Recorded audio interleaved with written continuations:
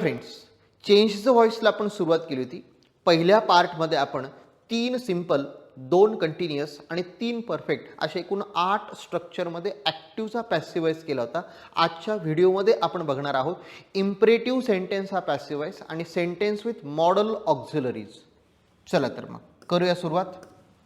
Imperative sentence म्हणजे आज्ञार्थी वाक्य, ज्यात आज्ञा असू शकते किंवा विनंती असू शकते. आता आज्ञार्थी वाक्याची सुरुवात कशाने करतो आपण? आज्ञार्थी वाक्याची सुरुवात ॲक्टिव्ह व्हॉइसमध्ये नेहमी V1 ने होते. कशाने होते? V1, first form of the verb. म्हणजे यात काही नाही आहे, यात सब्जेक्ट नाही आहे. सब्जेक्ट का नसतो? कारण की आज्ञा किंवा विनंती नेहमी समोरच्याला, समोरचा म्हणजे सेकंड पर्सन म्हणजे यूला केली जाते. त्यामुळे यू इथे गृहीत असतो, जो लिहायची वेळ येत नाही. म्हणूनच इथे सब्जेक्ट मिसिंग आहे. सेंटेन्सची सुरुवात डिरेक्टली झालेली आहे first form of the verb. यानंतर असेल ऑब्जेक्ट. ऑब्जेक्ट नंतर अदर एलिमेंट्स असू शकतात. म्हणजे आपल्यासाठी आयडेंटिफिकेशन पॉईंट काय आहे? वाक्याची सुरुवात V1 ने झाली म्हणजे समजायचं हे इम्परेटिव्ह सेंटेन्स आहे. क्लिअर? पॅसिव्हाइज करताना आपल्याला माहिती ऑब्जेक्ट आपण पुढे घेतो, पण हे इम्परेटिव्ह सेंटेन्स असल्या कारणाने सुरुवात करायला आपल्याला लेट आणि मग ऑब्जेक्ट. याचा अर्थ ऑब्जेक्टच्या अगोदर आपला एक वर्ड ॲड केला आपण, लेट. लेट आणि ऑब्जेक्ट पुढे घेतलं, नो डाऊट, लेट ऑब्जेक्ट. मग आपण माहिती आहे पॅसिव्हाइजमध्ये VPP, third form of the verb वापरतो.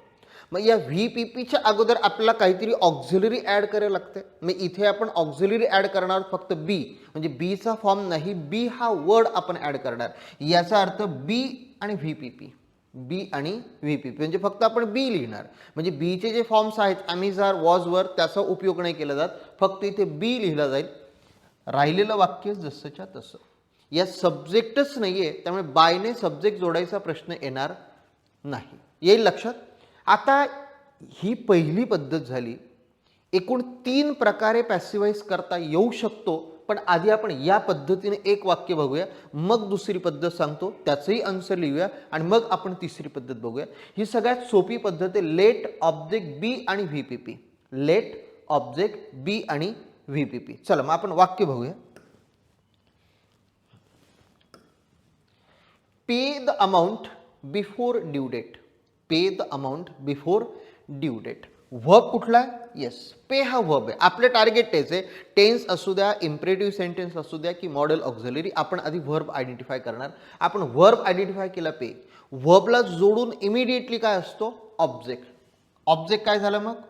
The amount. कारण की what to pay, the amount. आता आपल्या पहिल्या पॅटर्ननुसार लेट आणि ऑब्जेक्ट, लेट आणि ऑब्जेक्ट म्हणजे let the amount, let the amount add केला बी आणि मग VPP. बी आणि पेचा VPP टाकला आपण, paid. So let the amount be paid, let the amount be paid. राहिलेलं वाक्य before due date. Clear? Let object the amount be आणि VPP, बी पेड. राहिलेलं वाक्य बिफोर ड्यू डेट. आता दुसऱ्या पद्धतीने पण आपण याला बघूया. दुसऱ्या पद्धतीने आपण कसं सोडवू शकतो बघा. सुरुवातीला आपण ऑब्जेक्ट घेणार. सुरुवातीला आपण काय घेणार? ऑब्जेक्ट. ऑब्जेक्ट नंतर शुड बी ॲड करणार आपण, शुड बी आणि मग VPP. शुड बी आणि VPP. राहिलेलं वाक्य जसंच्या तसं. ऑब्जेक्ट, ऑब्जेक्ट नंतर शुड, मग बी आणि VPP, अदर एलिमेंट्स. काय सांगितलं? ऑब्जेक्ट अगोदर घेतलं द अमाऊंट. चला, द अमाऊंट काय ॲड केला? शूड ॲड केला. बी आणि VPP, should be paid. So the amount should be paid. राहिलेलं वाक्य before due date. So the amount should be paid before due date.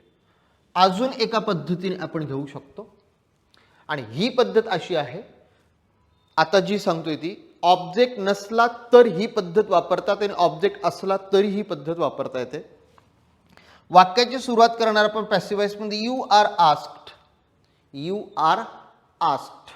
मग आपण टाकणार टू आणि V1, टू आणि V1 म्हणजे टू आणि V1. ऑब्जेक्ट म्हणजे याचा अर्थ V1 पासूनचं सेंटेन्स ॲज इट इज, म्हणजे वरचं ॲक्टिव्हचं वाक्य जसंच तसं, फक्त यू आर आस्क्ड आणि इन्फिनिटीचं टू आपण ॲड करणार. यू आर आस्क्ड आणि इन्फिनिटिव्हचा टू ॲड करणार. V1 पासूनचं वाक्य आपण जसंच्या तसं लिहिणार. बघायचा पॅसिवाइज. ह्या आपण जे वाक्य घेतले त्याचाच पॅसिवाइज बघूया.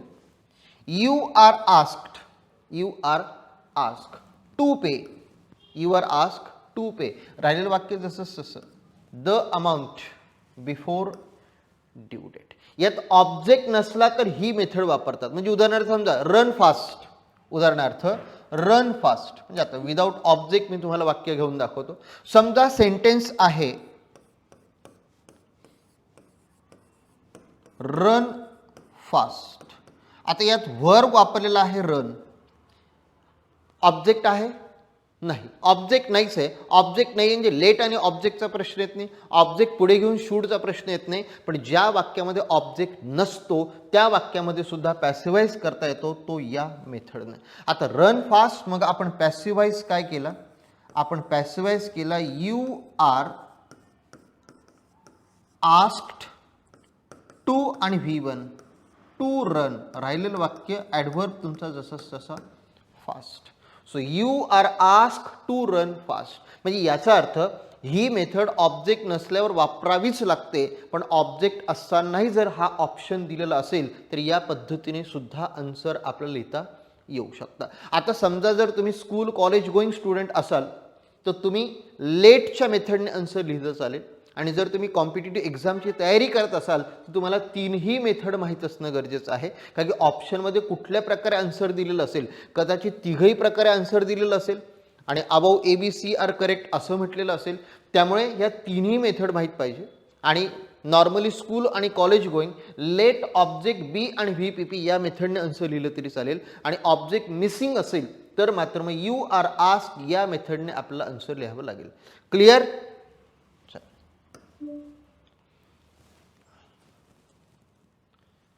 नोट. ही नोट का आहे, कारण की तुम्ही म्हणाल सर यू आर आस्क सगळ्या ठिकाणी वापरायचं का, नाही.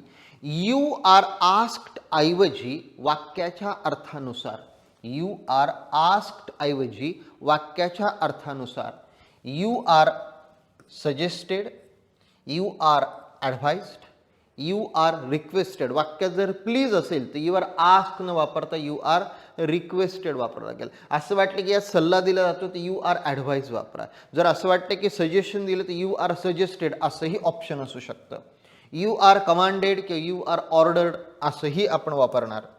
You are begged, you are urged, you are वॉन. याचा अर्थ यू आर आस्क्ड ऐवजी अर्थानुसार suggested, advise, requested, commanded, order, begged, urge, वॉन असं जर ऑप्शनमध्ये असेल तरी आपण त्याला करेक्ट म्हणून सिलेक्ट करणार. राहील लक्षात.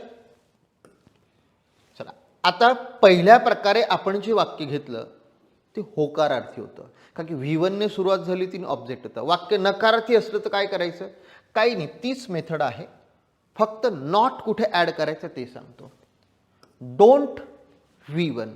निगेटिव्ह असेल तर निगेटिव्ह, इम्परेटिव्ह निगेटिव्ह सेंटेन्स डोंटने सुरू होतं, बाकी कशाने सुरू होणार नाही. डोंट येईल, डझंट येणार नाही, डिडंट येणार नाही, बाकी कुठल्याच प्रकारे नॉट येणार नाही. इम्परेटिव्ह सेंटेन्समध्ये डोंट आणि V1 पुढे object, other elements.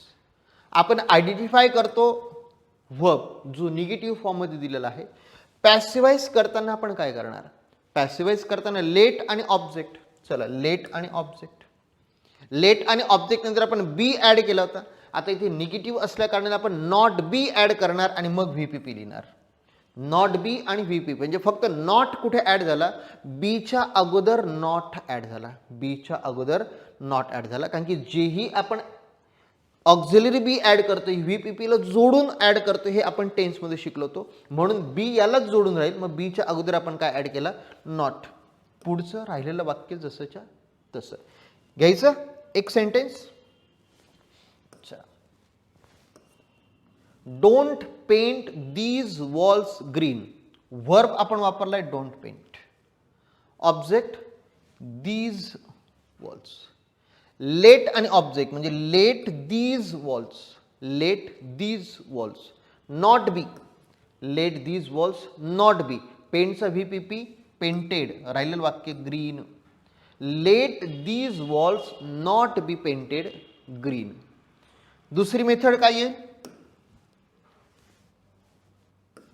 Object, object नंतर should not be VPP, should not be VPP. राहिलेलं वाक्य जसं तसं. चला या पद्धती आपण सोडून बघूया आपण. These walls should not be painted green. Clear? तिसऱ्या मेथडने काय होईल? You are ask not to. V1 पासूनचं वाक्य जसं तसं, म्हणजे होकारार्थी असू द्या नकारार्थी असू द्या, V1 पासूनचं सेंटेन्स ॲज इट इज लिहिलं जातं. बरोबर आहे? म्हणजे आन्सर कुठल्या पद्धतीने लिहिणार आपण मग? You are asked not to. You are asked not to paint these walls green. You are asked not to paint these walls green. Clear? आता आपण प्रॅक्टिससाठी सेंटेन्सेस घेऊया इम्पेरेटिव्हचे. कारण हे स्ट्रक्चर समजून सांगितलं. आता उत्तर लिहिताना आपण तीनही प्रकारे उत्तर लिहून बघणार. लेट, त्यानंतर ऑब्जेक्ट शुड बी, आणि you are ask, suggested, advice, commanded, वॉन या पद्धतीने. Switch off the light. वर कुठला वापरलाय? Switch off. Object the light, कारण की व्हॉटने कसलं आन्सर आलं? द लाईटचं. त्यामुळे लेट आणि ऑब्जेक्ट म्हणजे लेट द लाईट ॲड केला आपण बी आणि switched off. Be switched off. शूडने कसं येईल? The light, yes, should be switched off. बरोबर. आणि यू आर आस्क्ड, राहिलेलं वाक्य टू ने फक्त जोडायचं, to switch off the light. ते सगळ्यात सोपी पद्धतीच आहे. You are asked to switch off the light. Clear? दुसरं वाक्य घेऊया आपण. Don't stick bills on the wall. Don't stick, verb कुठला आहे? Don't stick what? बिल्स. चला लेटने सोडूया आपण. लेट आणि ऑब्जेक्ट म्हणजे लेट बिल्स निगेटिव्ह असल्या कारणाने not be. So let bills not be. स्टिकचा third form stuck, STUCK. So the let bills not be stuck. राहिलं वाक्य ऑन द वॉल. बरोबर. ऑब्जेक्ट पुढे घेतला bills. Should not be stuck on the wall. You are ordered. Of course don't stick bills on the wall या भिंतीवर काहीच लावू नका, म्हणजे ऑफकोर्स हुकमानुसार. सो ही ऑर्डर आहे. So you are order negative असल्या कारणाने नॉट टू. राहिलेलं वाक्य जसं तसं. Stick bills on the wall. Stick bills on the wall. Clear? चला तिसरं वाक्य सोडूया आपण. चौथं वाक्य. Okay. Inform the police. Verb inform. Object the police. Let the police be informed. Object पुढे घेतला शुड साठी. The police should be informed. You are suggested. आता तुम्हाला आस्क लिहिलं चालेल. ऑप्शनमध्ये आस्क असेल तर आस्क करेक्ट, सजेस्टेड असेल तर suggested correct. You are suggested to inform the police. येते लक्षात? चल अजून एक वाक्य घेऊया आपण. Please post this letter. मुद्दा म्हणून आता प्लीजचं वाक्य आपण घेतोय. पहिलं काम केलं आपण, वर्ब ओळखला पोस्ट. ऑब्जेक्ट आहे धिस लेटर. या प्लीजचा पॅसिवाइज करताना काही संबंध येणार नाही. फक्त हे रिक्वेस्ट आहे, विनंती आहे, हे दाखवण्यासाठी प्लीज हा वर्ड वापरला गेला. आपली मेथड लेटची आधी घेऊया आपण. Let this letter be posted. प्लीजचा काही संबंध नाही, फक्त ती रिक्वेस्ट आहे एवढंच इंडिकेट करतोय तो वर्ड. शूडच्या पद्धतीने this letter should be posted. Posted. आणि आता यू आर आस्क्ड नाही येणार, प्लीज असल्यामुळे you are requested. Very good. You are requested to post this letter. Clear.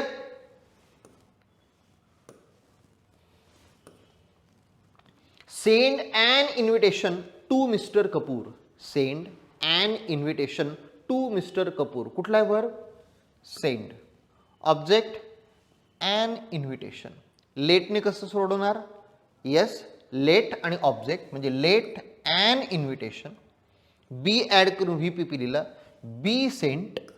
राहिलेलं वाक्य टू मिस्टर कपूर. शूडच्या पद्धतीने an invitation should be, third form sent to mister Kapoor. बरोबर. यू आर आस्क किंवा suggested.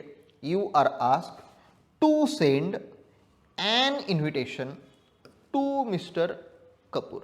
Clear. म्हणजे इम्परेटिव्ह सेंटेन्समध्ये passivise करताना या तीन पद्धतीने आपण पॅसिवाइज करू शकतो. या तीनही पद्धती आपल्याला माहीत असल्या पाहिजेत, कारण की एक्झाममध्ये कुठल्या पद्धतीने ऑप्शन दिलेलं असेल माहीत नाही. आणि बाकी रेग्युलर आन्सर लिहायची वेळ जिथे ते सब्जेक्टिव्ह फॉर्ममध्ये तुम्ही कुठल्याही प्रकारे आन्सर लिहिलं तरीही तुम्हाला आन्सर करेक्ट दिलं जाईल. Clear. Sentences with model auxiliaries. कुठल्या आहेत model auxiliaries? Should, would, can, कुड, मे, माइट, मस्ट, ऑट टू, यूज टू. जिथे या मॉडल ऑक्झिलरीजचा उपयोग असेल सेंटेन्समध्ये त्याचा पॅसिवाइज कसा करतात. केस 1 आणि केस 2 या दोन केसेस आहेत. आता दोन केसेस कुठल्या आहेत तुम्हाला स्ट्रक्चरनुसार लक्षात येईल. आधी पहिली केस समजून सांगतो तुम्हाला. ॲक्टिव्ह व्हॉइसमध्ये सब्जेक्ट नंतर मॉडल ऑक्झिलरी आणि मॉडल ऑक्झिलरीसोबत नेहमी क्रियापदाचं पहिलं रूप येतं. मॉडल ऑक्झिलरीसोबत नेहमी क्रियापदाचं पहिलं रूप येतं. म्हणजे modal auxiliary V1, modal auxiliary आणि V1. ऑब्जेक्ट ऑदर एलिमेंट्स पुढे काही असू द्या. पॅसिवाइज करताना नियमानुसार ऑफकोर्स मॉडल ऑक्झिलरी आणि V1 आपण आयडेंटिफाय केला. आपण ऑब्जेक्ट पुढे घेणार पॅसिवाइज करताना. ऑब्जेक्ट नंतर दिलेली model auxiliary as it is, काही बदल न करता मॉडल ऑक्झिलरी जशीच्या तशी. आणि तुम्ही म्हणाल सर मग VPP ती लिहावंच लागतं आपल्याला पॅसिव्ह. प्रश्नच नाही, VPP लिहिणारच. पण अजून एक नियम आठवा, इथे एक हेल्पिंग वर्ब आणि एक मेन वर्ब असे दोन आहेत. याचा अर्थ त्याचे तीन करावे लागतील. तर तीन कसे होणार? मॉडल ऑक्झिलरी नंतर फक्त बी ॲड करायचा आणि मग VPP लिहायचा.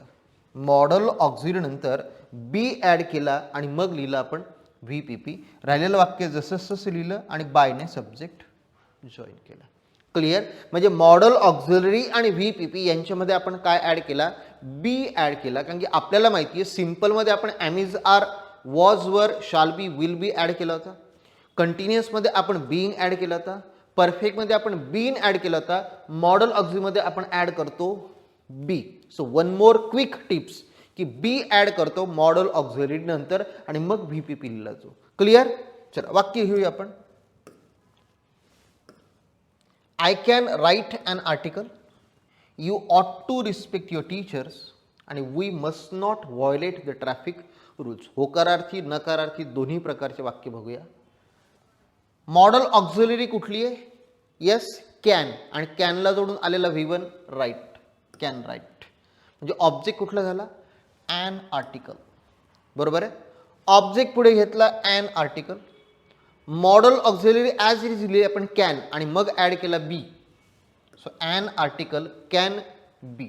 राईटचा third form written by me. हाही सोपा प्रकार आहे. ऑक्झिलरी कुठली आहे? ऑट टू आणि V1 रिस्पेक्ट. ऑट टू रिस्पेक्ट. ऑब्जेक्ट काय झाला? Your teachers. ऑब्जेक्ट पुढे घेतला युअर टीचर्स.